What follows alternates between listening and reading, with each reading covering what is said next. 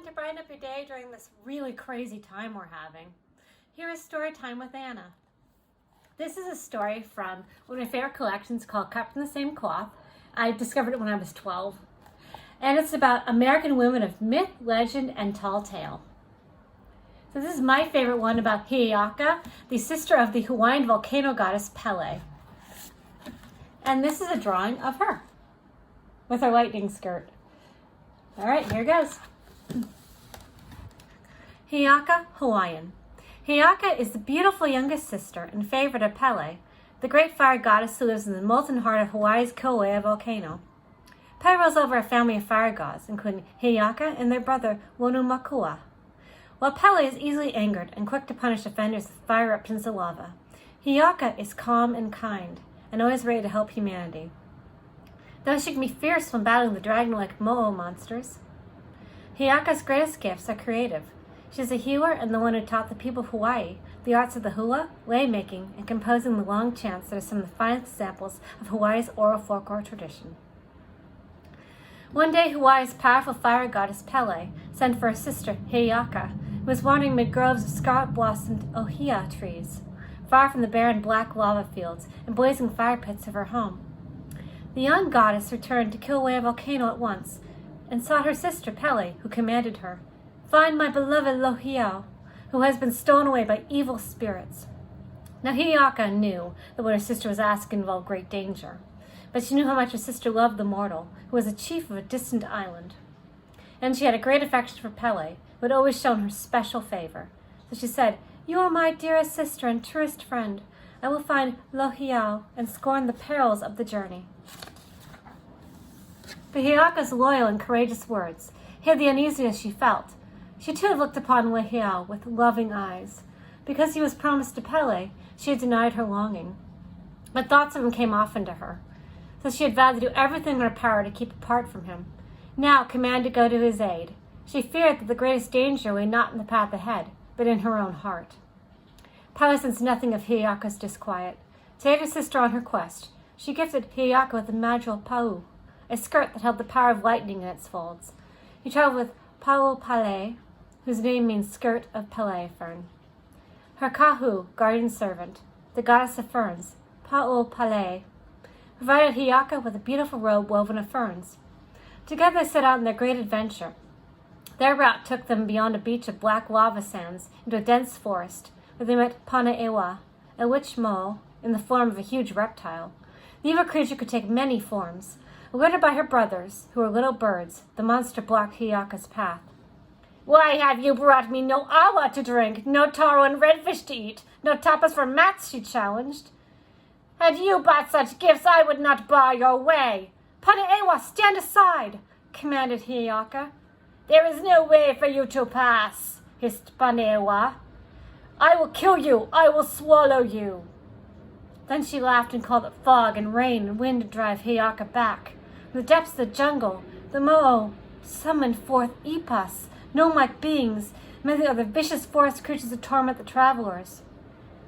Finally, tiring of the game, Pane'ewa herself attacked the goddess in her fog body, triggered with tentacles of chill mist. But Hiiaka shook her magic skirt, threw the demon back with lightning bolts, and scattered the mist. Next, Pane'ewa took the form of freezing rain, then of a mighty wind that hurled trees at Hiiaka. But the goddess used the power of her lightning skirt to shatter the trunks and drive the monster back again. Pane'ewa fled deep into the forest, where Hiiaka took the opportunity to rest and regain her strength. But the wicked ones sent all sorts of horrible creatures against her. They ambushed Hiiaka at every turn and took a multitude of disguises. A withered bush, a bunch of grass, a moss-grown stone. Any of these might suddenly spit venom or tear at the goddess with hook and claw. She drove them all away with the power of her bamboo knife and lightning skirt. Beside her, Pau Pele fought just as bravely. Soon both nearly dead from wounds and weariness, so tired that they could barely move. With her last breath, Hiiaka called for her sister Pele to help. Her cry rolled like thunder across mountain and valley and stream to reach Pele, ever watchful in her fiery lake. Angered, Pele sent a lightning storm that burned up Hiiaka's enemies in the forest. And rain came in torrents, flooding the valleys with red water, sweeping Pane'ewa and her cohorts out to sea, where they were devoured by sharks. Hiiaka's journey next took her to a lovely place of cloud-capped mountains and flowing rivers. There the goddesses of lightning and ferns met the human Wahine Omao, whose name means the light-colored woman. Awed to be in the presence of such a powerful figure as Hiiaka, the woman threw herself on the ground before the goddess. But Hiiaka saw that she was a person with an honest, generous heart, as well as brave and beautiful. She invited her to join her on her quest.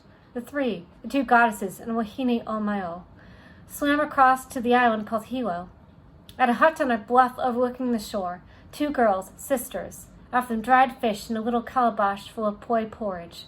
Quickly the 3 visitors sensed that the girls were distressed about something. "What troubles you so?" asked Hiiaka. "We are fearful for our father," said the first girl. Her sister continued, "He took his canoe out last night and he has not returned." Hiiaka walked to the edge of the cliff. She looked first far out to sea, then down to where the waves crashed on the shore below. There she discovered the spirit of the girl's father wandering the shore. Warning the others that they must not shed a single tear, Hiiaka climbed down the cliff face and attempted to capture the wandering spirit. She planned to force it back into the body of the fisherman, which lay on the shore where the sea had washed it up. But the ghost tried to elude her. "Let me go," the spirit pleaded. "I will have a brighter and happier life among the trees and ferns of the forest." Finally, Hiiaka used her strong hand of Kilauea, the power that belonged to her as one of the divine family living in the fire pit of Kilauea volcano, to catch the spirit. Hiiaka also had vast powers of healing. Now she poured fresh water from a nearby stream over the body, while she chanted, "Here is the water of life, I'ale'e, awake, arise, let life return." The power of death was over. It is lifted. It has flown away. At last the ghost was compelled to re-enter the body through its eyes and nose. Breath returned. The body stirred. The fisherman lived again. The goddess and her companions continued their search, which grew ever more dangerous. She had to fight Mo'olao, the dragon, who enslaved the people who lived along the coast of yet another island.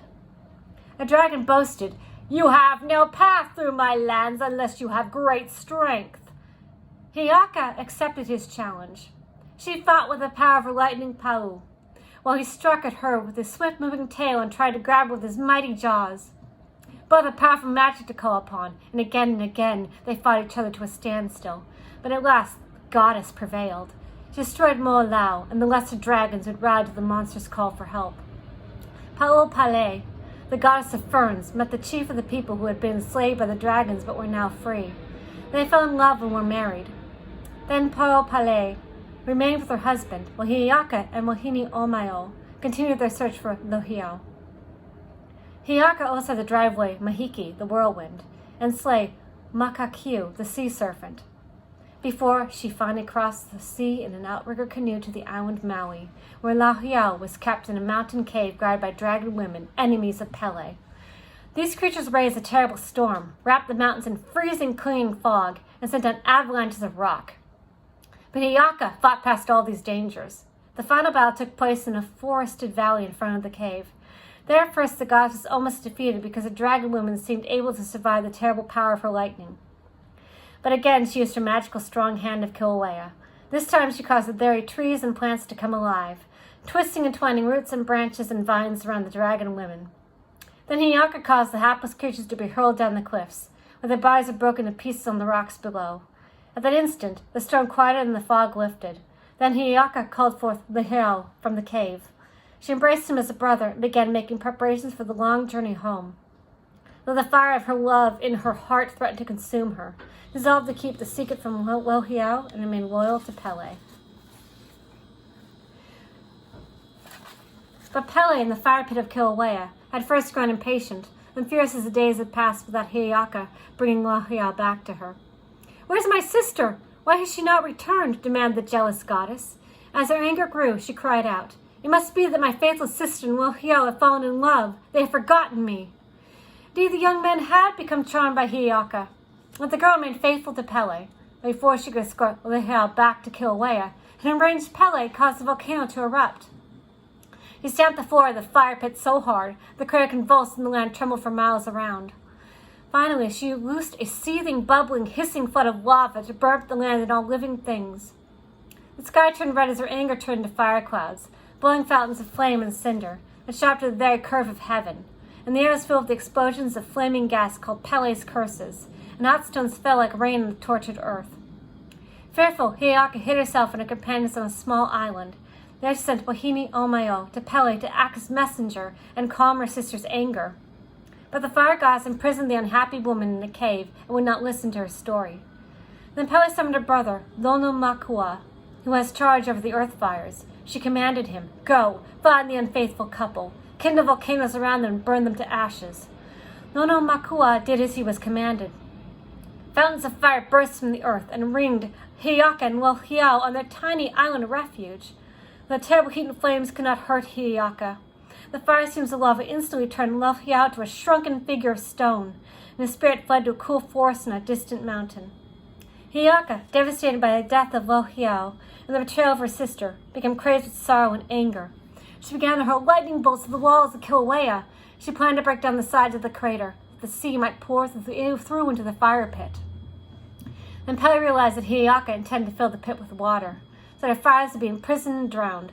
Pele's home would be destroyed, just as the monster Kamapua'a had once ruined Kalea Pele, the pit of Pele, her former home with torrents of rain. Fearing that she would again be driven from her dwelling place, Pele looked for a way to turn aside her sister's wrath. She released Wahine Omayo from her prison and listened to her story. Then, filled with regret, she sent the human back to Hiiaka to calm her. This Wahine Omayo did, gently reminding Hiiaka. Sure can return Lohiau's ghost to his body, as she once returned the spirit of the drowned fisherman. Indeed, this is what happened. Hiiaka repeated the ceremonies and prayers, and called back her beloved spirit from the distant forest. Upon the lifeless stone form of Lohiau, she poured out water from a calabash, crying, "Here's water, the water of life! Grant life and abundance life! I pray thee awake! Here am I, Hiiaka! Awake, I beg and entreat thee, let my prayer speed its way!" The cry of joy saw the cold and withered form gain fullness, warmth, and color. There was a sudden rush of air into Lohiau's lungs. His eyelids flickered. He sat up. Gently Hiiaka and Wahine Omayo led him to the ocean shore. There all three performed the ritual washing that removed the uncleanliness of death. And when they emerged in the sunlit waves, each seemed to glow with a fresh and radiant beauty. At last Pele and Hiiaka were reconciled. Pele realized that her sister was deeply in love with Lohiau, yet would never betray her, and she saw with sorrow now, instead of anger. Lohiau's eyes burned with love for Hiiaka. So Pele put aside her claim on the man. Hiiaka and Lohiau were wed, and Wahine Omayo became the wife of Lono Makua. But Hiiaka found that adventures and her love for Lohiau had forever changed her. She could not take her former place in Pele's service at Kilauea. She set sail for the island of Kauai, the land that Lohiau claimed as his own. There she was eventually joined by her faithful attendants, Pa'o Pele and Wahine Omayo, their husbands and certain of her sisters. Many other adventures lay in wait for the brave and much-beloved goddess, whom the Islander people still refer to in song as Hiiaka, ka no io, ika poli o Pele. Hiiaka, the wise, the darling of Pele, but those tales are for another telling. Be well, everyone.